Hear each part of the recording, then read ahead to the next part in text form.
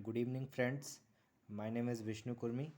आज अपन इस वीडियो में देखने जा रहे हैं 10th क्लास का मैथ्स का फर्स्ट चैप्टर का 1.1 के सॉल्यूशन अपने को करने जा रहे हैं। यहाँ पे तो फर्स्ट क्वेश्चन जो इसमें दिया है एचसीएफ बाय यूक्लिड डिवीज़न।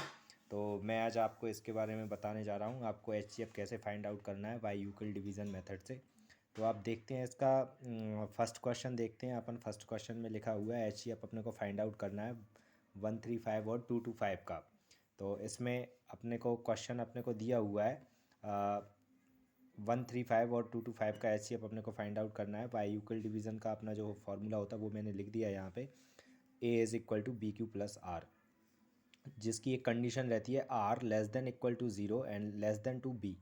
ये यहाँ पे ये कंडीशन दी रहती है, आर की वैल्यू ज़ीरो हो सकती है या ज़ीरो से बड़ी हो सकती है, बट ज़ीरो से छोटी नहीं हो सकती है आर की वैल्यू। उसके बाद में यहाँ पे लिखा है आर की वैल्यू जो होगी वो बी से हमेशा छोटी होगी, मतलब आपका डिवाइज़र जो होगा उससे हमेशा छोटी होगी आर की वैल्यू। तो इसमें अपन आगे देखते हैं करना है। तो फर्स्ट क्वेश्चन आप इसमें देखेंगे, फर्स्ट क्वेश्चन में 135 और 225 का अपने को एचसीएफ फाइंड आउट करना है। बहुत इजी है, आपको यूक्लिड डिवीज़न के द्वारा एचसीएफ फाइंड आउट करना है। तो यहाँ पे लिखा है A is equal to B Q plus R. ये आपकी इस यूक्लिड डिवीज़न की आपको ये कंडीशन दी जाती है कि A is equal to B Q plus R है, और यहाँ पे जो आर है वो greater than equal to zero, यानी आर मतलब रिमाइंडर है। तो आर की वैल्यू जो है वो ज़ीरो से बड़ी हो सकती है या ज़ीरो के बराबर, बट ज़ीरो से छोटी नहीं हो सकती। उसके बाद में जो आर की वैल्यू है वो बी से हमेशा छोटी ही रहेगी, वो बी से बड़ी नहीं हो सकती है।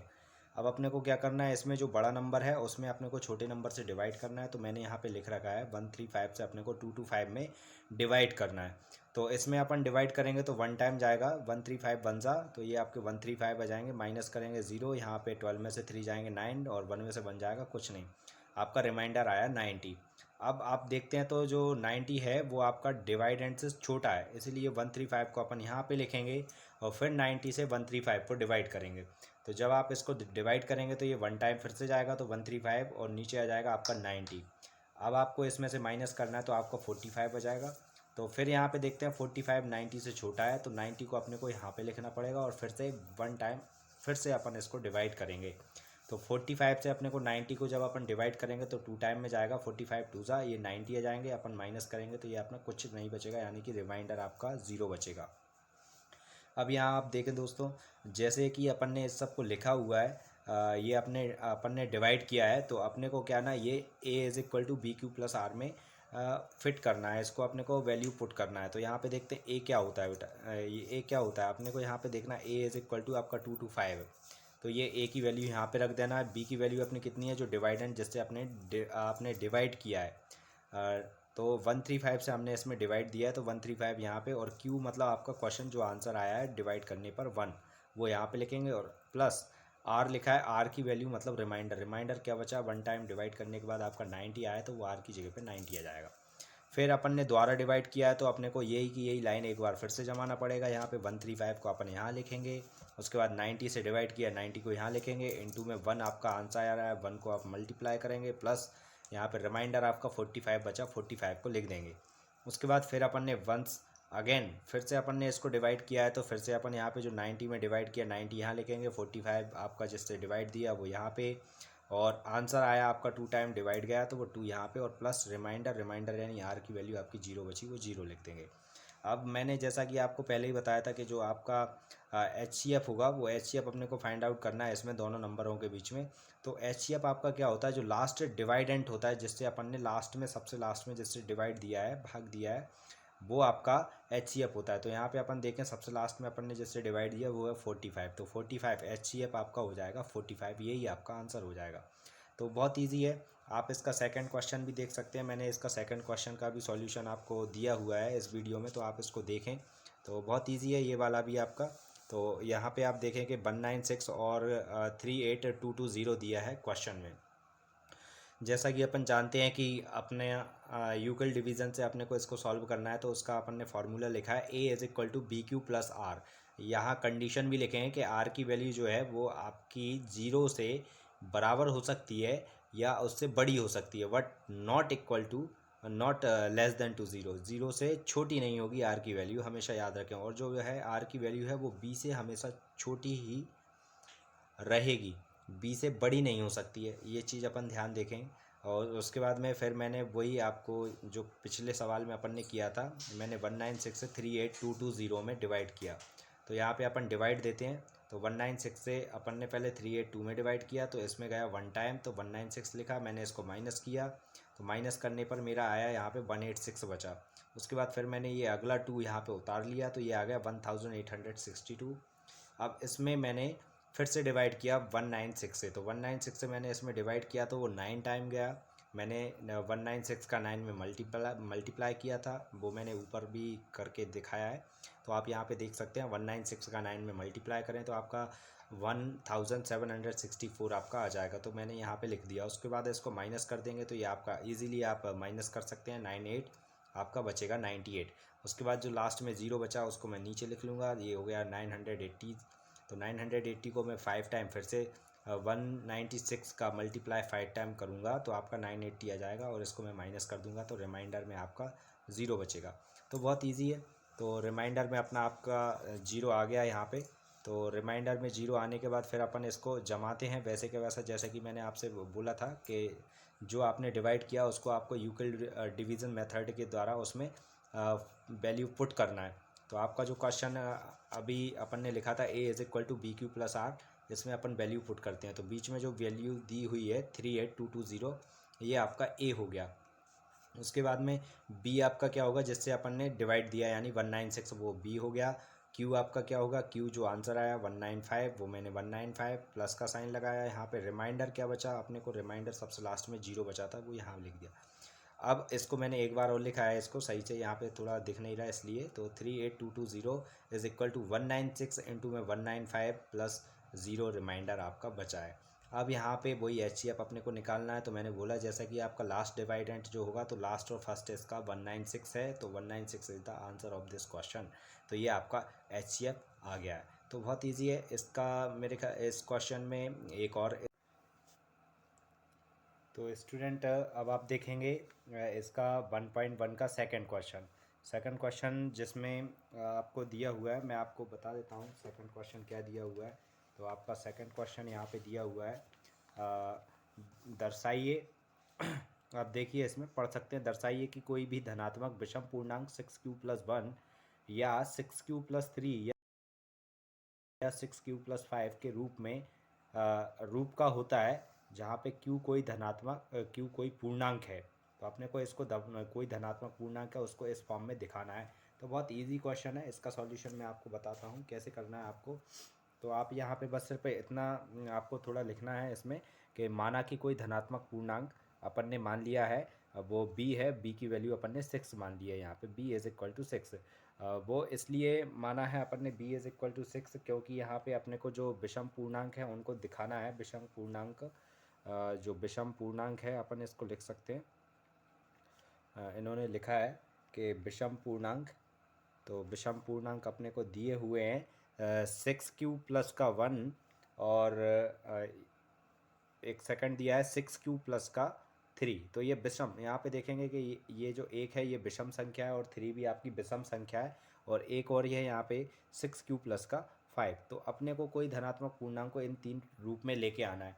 तो बहुत इजी है, मैंने बताया कि आपको माना कि कोई धनात्मक पूर्णांक b बराबर में 6 है, तब यूक्लिड डिवीज़न एल्गोरिथम के द्वारा अपन ने फॉर्मूला जो देखा जाना है वो है a is equal to B 6q+r। यहाँ पे b की वैल्यू अपन ने 6 रख दी है, जहाँ पे q greater than and equal to आपका हो सकता है 0, और r इज़ इक्वल टू 0 1 2 3 4 5, ये अपन यहाँ पे रखना है r की वैल्यू। तब इसीलिए यहाँ पे क्या हो जाएगा आपका, जब अपन ये वैल्यू पुट करेंगे तो आपका ये हो जाएगा a इज़ इक्वल टू, अगर यदि r की वैल्यू 0 रखते हैं तो आपका यहाँ पे हो जाएगा 6q+0, यानी कि आपका आ गया 6q।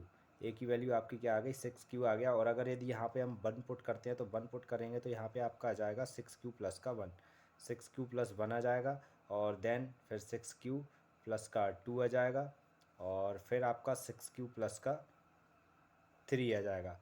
तो ऐसे आपको यहाँ पे रखना, और फिर आपका आ जाएगा 6q+4। 4 आ सकता है, और उसके बाद में 6 क्यूब प्लस का 5। ये अगर यदि ये अपन आर की वैल्यू यहाँ पे ये पुट करते हैं तो ये आपने जो धनात्मक पूर्णांक है इस रूप में बन जाएगा। तो अब लेकिन यहाँ पे इन्होंने क्या बोला है कि आपको जो कोई धनात्मक पूर्णांक है उसके विषम पूर्णांक की बात की गई है। तो अपने को क्या करना है, यहाँ पे आर की वैल्यू विषम पूर्णांक विषम संख्या रखनी है। तो जब आर की वैल्यू विषम पूर्णांक है तो विषम पूर्णांक यानी कि आर इज इक्वल टू, अगर यदि आप वन रखते हैं तो ए इज इक्वल टू यहाँ पे आपका बनेगा 6 क्यू प्लस वन बन जाएगा। तो आपका ये आपका यहाँ पे ये फॉर्म आपका निकल। तो आप इसमें देखेंगे A is equal to 6 Q plus 1। मैंने यहाँ पे आर की वैल्यू 1 रखी है। अगर यदि मैं इसको ऐसा लिखूँ 2 इंटू में 3 क्यू, 2 इंटू 3 क्यू प्लस का 1, तो आपकी यहाँ पे आप जो देखेंगे कि जो 3 क्यू है, मैं 3 क्यू को यहाँ पे कुछ और नाम दे सकता हूँ। यहाँ पे 3 क्यू इज़ इक्वल टू मैं यहाँ पे लिख रहा हूँ K1। तो यहाँ पे ये हो जाएगा 2 इंटू में K1 और प्लस का 1। तो ये आपका हो जाएगा, आंसर आएगा 2K1 प्लस का 1। ये आपका उस फॉर्म में बन गया। तो यहाँ पे जो K1 है, K1 एक धनात्मक पूर्णांक है, K1 एक धनात्मक पूर्णांक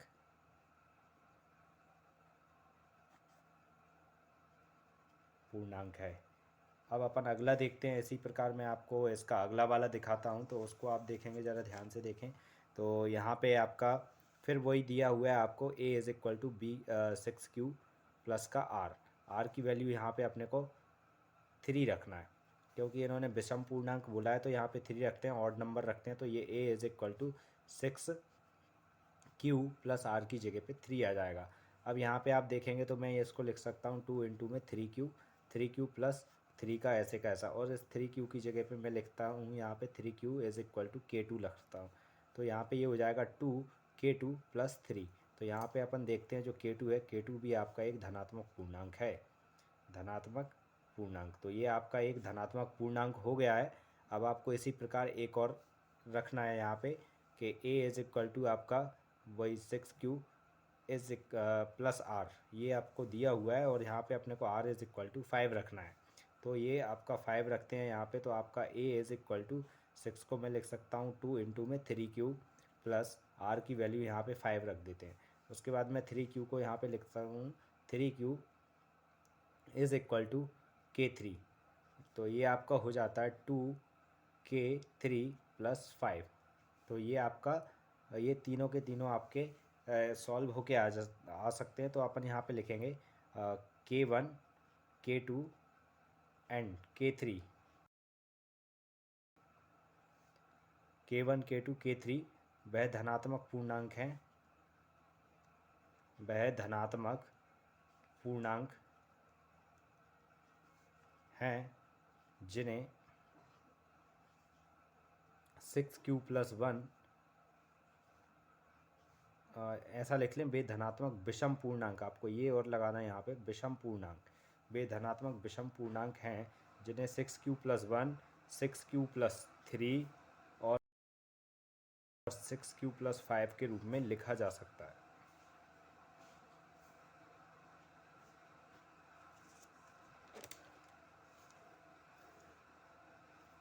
आप ये देख लें, ये वीडियो में नहीं आ पाया था तो आप इसको एक बार और देख लेंगे ध्यान से। तो यहाँ पे मैंने ये लिखा है K1 K2 और K3 वह धनात्मक विषम पूर्णांक हैं जिन्हें 6Q+1, 6Q+3, 6Q प्लस का 5 और 6Q+5 इन तीनों के रूप में लिखा जा सकता है।